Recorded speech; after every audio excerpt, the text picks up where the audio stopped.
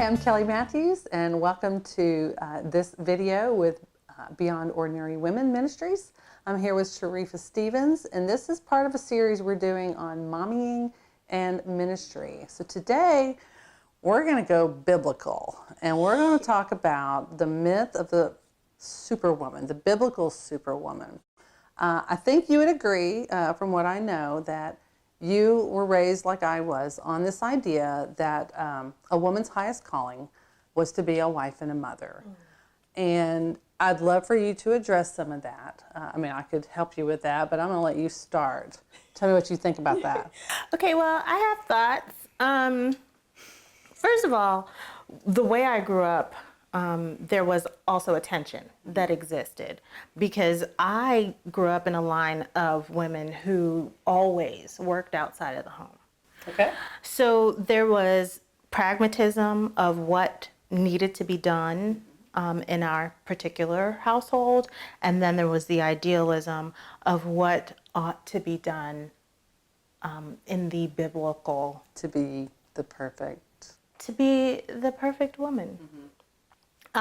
So that tension was something that captured my attention pretty early. So you're aware of the difference between what the preachers were saying and what you were seeing. Yes, the preachers and sometimes my own family members. But then they would head out the door to work.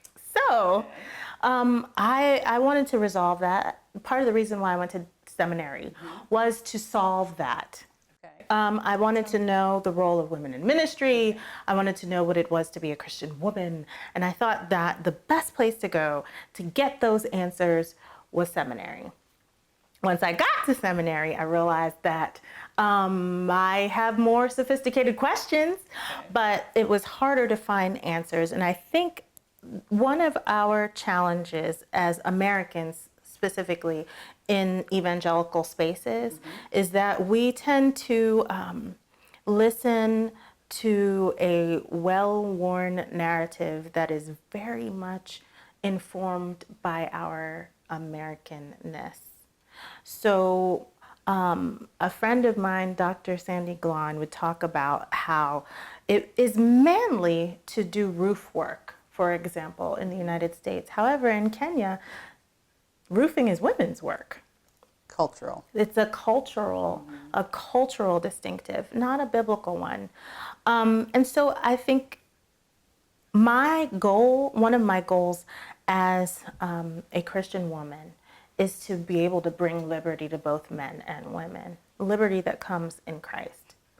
And in Christ, a woman's role is to be a worshiper. That's her identity in Christ. That is God's chief end for her. And the reason why I'm able to say that is because we see in the Bible, we see the end from the beginning. And in the end, will there be marriage? Nope. Will there be child rearing? I hope not. Sorry.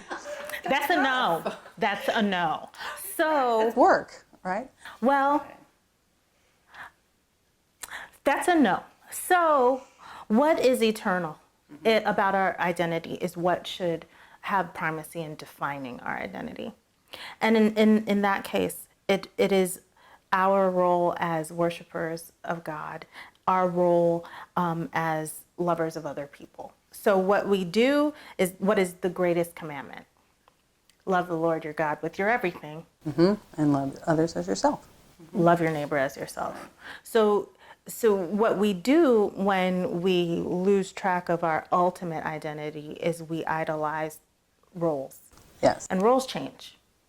Right. I can remember being a teenager when I really first came to know the Lord. I was single, obviously, had no children. Right. What value did I have to God and His work in that stage of life before I eventually did marry?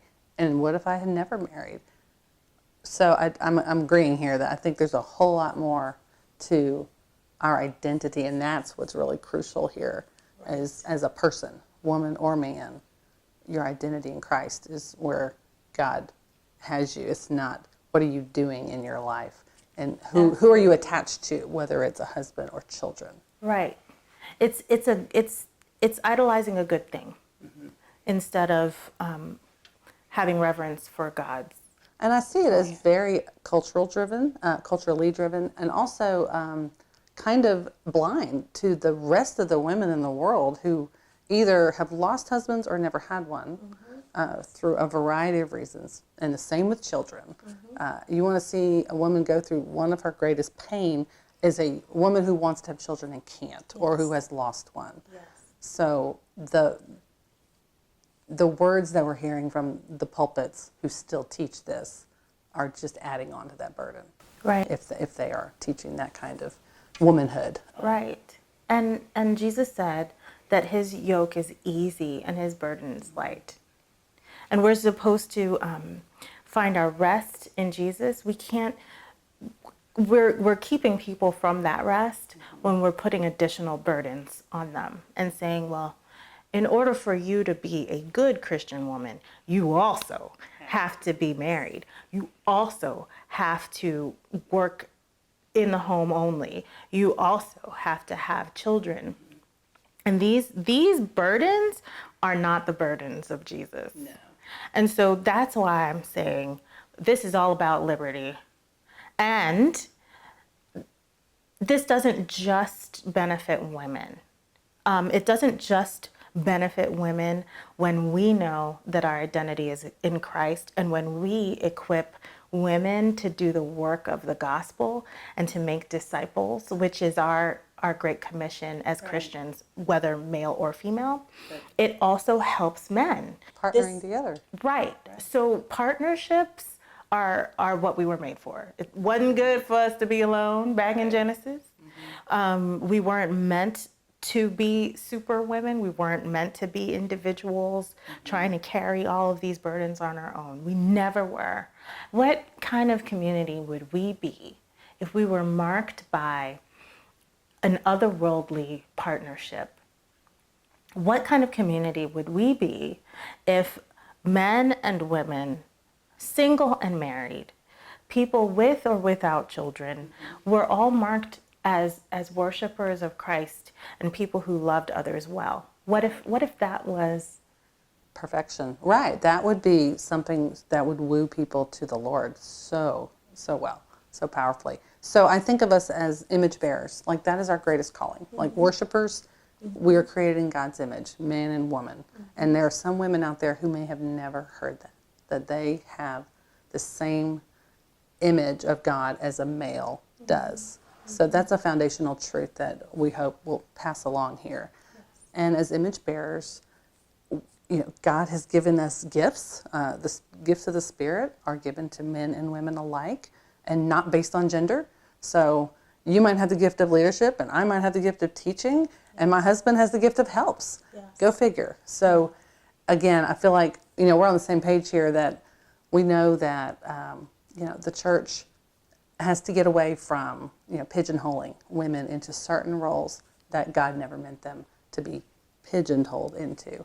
There's so great a value in being a mother who leads her children to the Lord, who raises them in the love of God, and being a great wife. So we don't want to say those are bad things. We don't want anyone to ever say that. Right. So I have 4 children, married 21 years. I mean, those are wonderful things. But there's much more to this life and this afterlife one day with the Lord than that. And my theology needs to be consistent with what Jesus said. And whenever Jesus encounters a woman, he is engaging her about what she thinks about God and what God thinks about her. I want to make sure that I'm doing that. The same thing. Wonderful. Thank you, Sharifa. Thank you for being with us. We're going to have this video and others on this topic with Moms in Ministry available on the Beyond Ordinary Women website. Thanks.